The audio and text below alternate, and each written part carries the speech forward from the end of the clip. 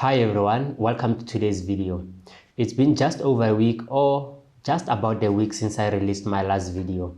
So I thought for all my subscribers, 123 of them, someone there will find maybe this video very valuable or might even help the person to do better choices when it comes to shooting very long events. So today I'm talking about how to reduce the overheating on your camera, or maybe how to postpone the overheating on your camera, if I may call it that.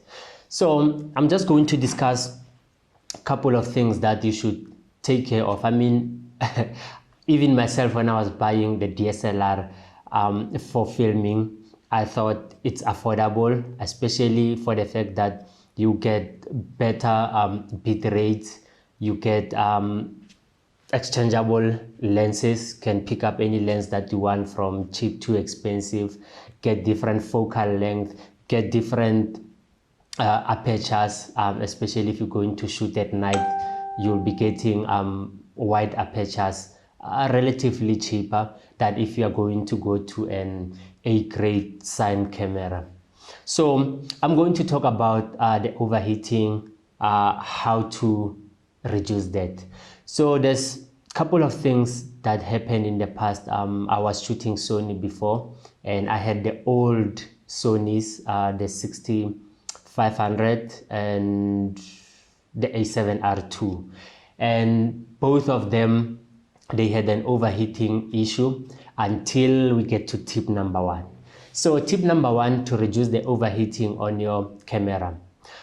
Please keep your camera to the latest firmware. If you buy especially an older mirrorless camera or even DSLR, and then you're not sure if the previous owner updated the firmware, please update the firmware, because that's what happened with my A7R2 and A6500.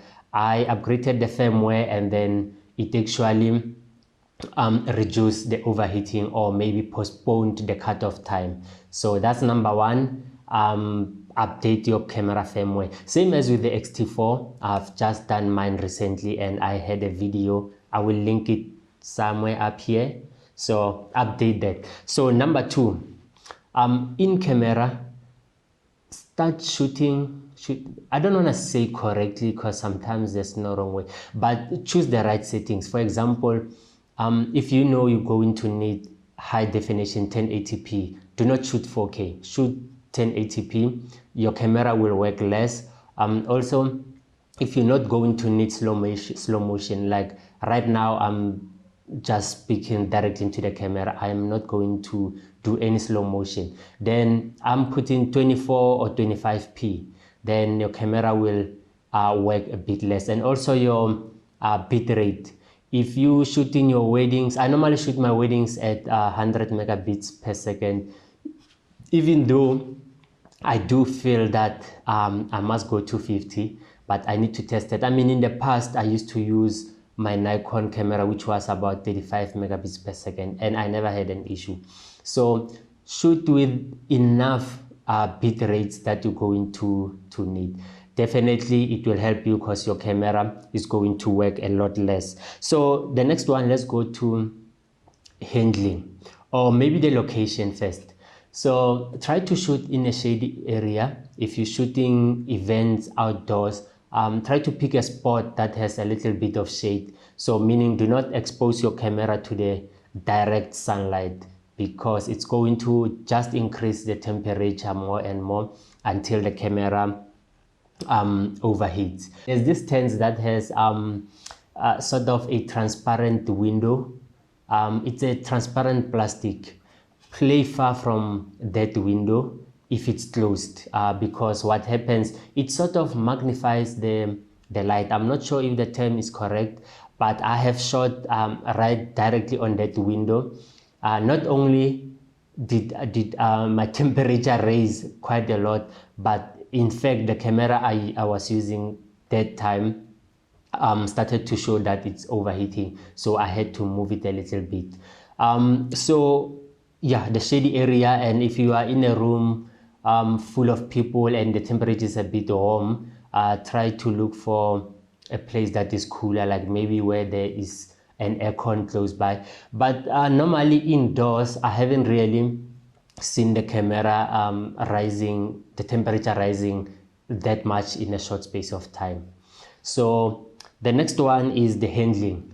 So when it comes to handling, if you not moving, you are stationary, please put your camera on maybe a tripod, because what happens mostly is, and this thing happened to me way back before I even know how to shoot in manual.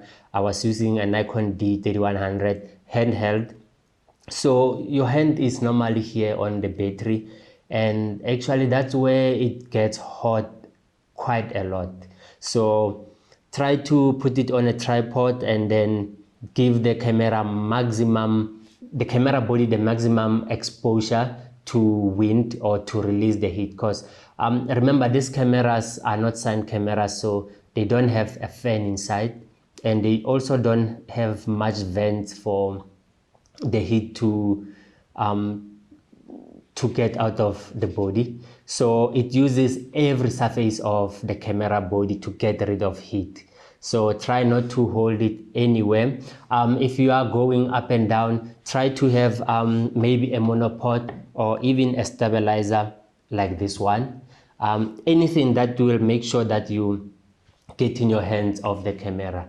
I mean, this thing gets really hot. I've tested my cameras many times, and yeah, if you're not used to it, you might think your camera is going to break down anytime soon. So the last one, if possible, if you have lots of batteries, try to use your camera without the power bank and just use directly the batteries. Myself, I use power bank quite a lot, but I try to do all the other things that I said to try and make sure that the camera doesn't overheat until I finish shooting. The power bank thing is especially if I'm shooting a longer interview, a wedding, an event, I definitely need it.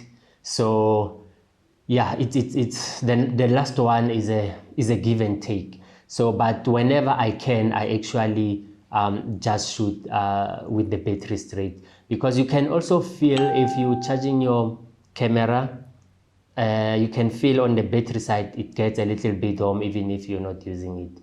So that's why I'm saying, if possible, try to use the batteries. So guys, those couple of the things that I do to reduce the overheating on my camera, and they really work. I do short long events, and I get the job done without having much issues. So guys, this is another video from me. If this was the first time, please subscribe. You can also hit the note, hit that bell, so that next time is going to notify you that Kagiso M has uploaded a video.